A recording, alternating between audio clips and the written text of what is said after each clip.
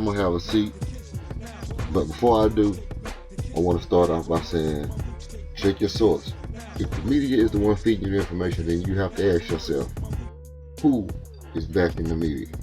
Okay, so now you're looking at me, you're probably saying, okay, well, who is this dude to be talking? He media. He ain't nothing but a media, right? In current news, Snoop Dogg has something to say. I guess we'll go to a clip of it.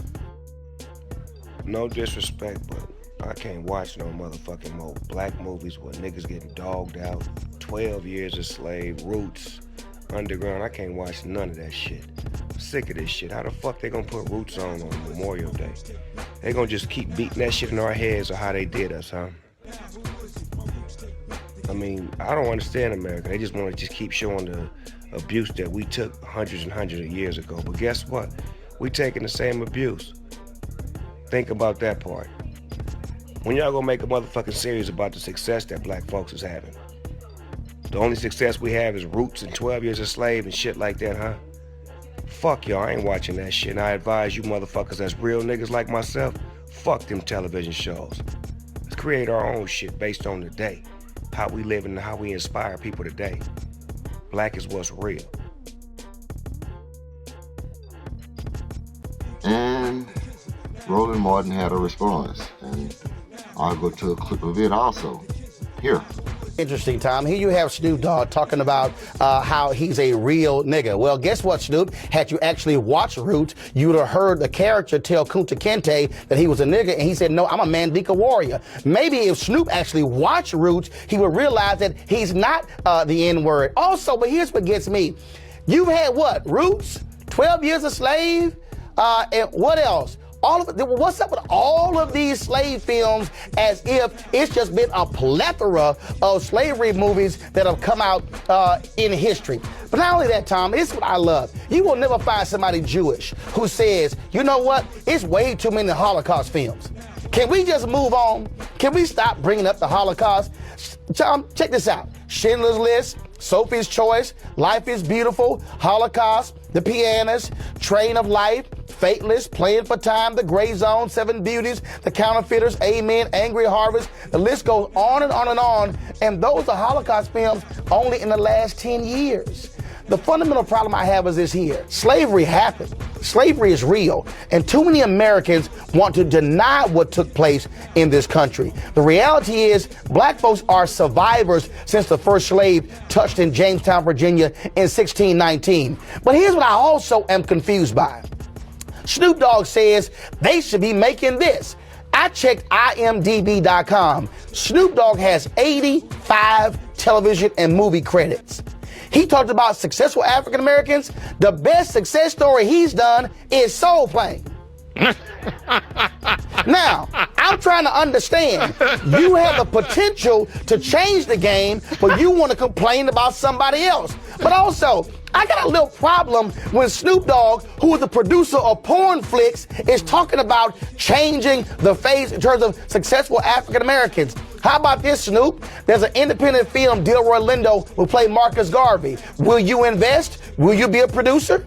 We also have other movies that you could also be doing. How about that? But when you slam Roots, and when you say we should boycott it, what you're saying is, oh no, we should learn those things. When the fact of the matter is, we should be learning those things, but not just Roots, also other multiple movies. I wonder if Snoop Dogg did an Instagram post on the movie Race that came out dealing with Jesse Owens. I wonder if Snoop Dogg was going to do an Instagram post on a documentary on the 17 other blacks who were actually in the Olympics in 1936. Oh, we can go down the line, Snoop, if you want to. No, here's what I'm sick of, black folks. I'm sick of us saying we want to see more stories.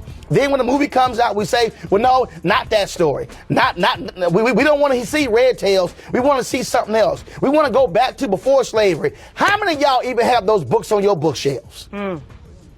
See, that's what I need to understand. And so I would say to Snoop, why don't you stop smoking weed and actually bother to call Will Packer or Ava DuVernay or call Spike Lee or the countless African Americans out there who are trying to make those films and looking for folks like you who gonna put their money where their mouth is as opposed to their money on some good weed. All I'm saying is this: we need all stories being told. And if more Americans can own up to the history of America, 397 years that we've been here, and how brutal slavery was, we should see that, because just like Jews say, never forget. Snoop, we will never forget. So now the ball is in your court. Let's see what you're gonna do for Shizzle, my nizzle.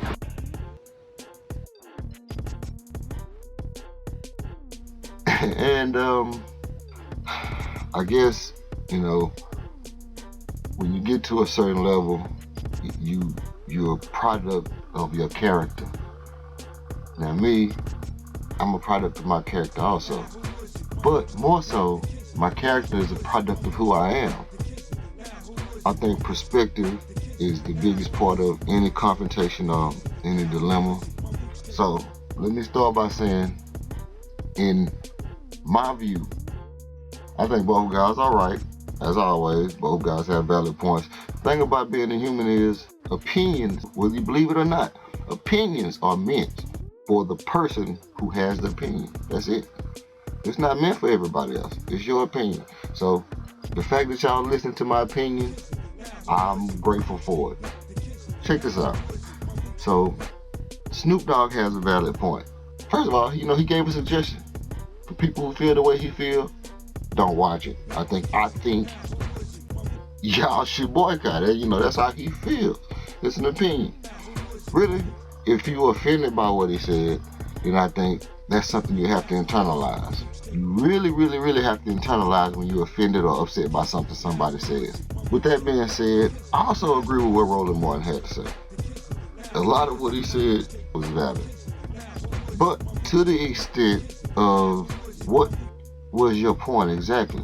Was your point to say that Snoop didn't have a right to express his opinion because your feelings is more important than his? Because you have valid points about him. But what was your points about the issue before he said what he said? You have valid points about what people can do to help, a path we can take, options we have. That's valid. But it was all pertaining to somebody else's opinion, so therefore I have to scratch it. So what I'm getting to is this. You can beat around the bush all day about everything, but the biggest problem we have as a people is our perception of one another. So because your opinion is different than his opinion, you come down on him just blasting. Throw a little shade. Do that make you a better man? I don't know. Do it make you look smarter? I don't know. You had your stats together. I didn't put up no special stats today, but pretty sure if anybody want to get on here and do research, anybody can always do research and find a way to make the next brother look worse. Why? You can always ask. If you want to get to the philosophical root of a problem, you can always ask the why. This is something we all have the capability to do. But anybody who want to talk about things that we can do as a black people or as a nation, let me start by saying this. The first thing we can do is internalize what you have going on in your mind and view. You have to start with viewing your brothers and sisters without a tree in your eye, or a plank as Yeshua called it. But it's the view that you have of somebody else that you have to remove before you can start trying to tell people how to fix their view. It's not at all about not being able to see this or that. It's about the fact of how you are viewing a situation. Oftentimes, when you get older, you learn stuff, you look back, you judge the younger race. How do you judge them? Do you put them to the side, you pull their coattail, and you embrace them with love and say such and such and such and such? They don't listen, so you come down on them and you crash on them. Do it help them or do they rebel? Ask yourself that question. So, likewise, when you get older and you're a grown-ass man, you see that another grown-ass man have a difference between you, and you feel like, you know, maybe I should say something. Do you put them to the side? And you say, hey, brother, check this out. I have these particular ideas that we might could try to advance on the perspective that you have on the situation. So since our programming is messed up, if you change your perception of each other, and you change the way you deal with each other, then each individual will start the change that we need to change our perception of our whole people. What's in your mind becomes reality, right? So if you view our people different, then what happens? People learn how to react to people the way that you would have somebody react to you. Okay, your feelings about stuff are often affected by your view of stuff. There's a saying that goes, how you view somebody else is how you will be viewed. And I think it implies as soon as you say something about somebody else, they have the right to look at you and say, okay, what is it about you that I want to target? So that's why I'm always conscious to say, I myself am not a perfect person. Why would I feel like this next person is supposed to be better than me? They're not. Nobody's going to be better than me. I can be whatever I want to be. So if I want to be the best that I can be, I know I'm steady getting better every day. And I assume everybody else is. Unless they want to be worse, then they steady getting worse. So the thing is that you have to give everybody else that same benefit of the doubt to say that they have the common sense to say, trying to get better.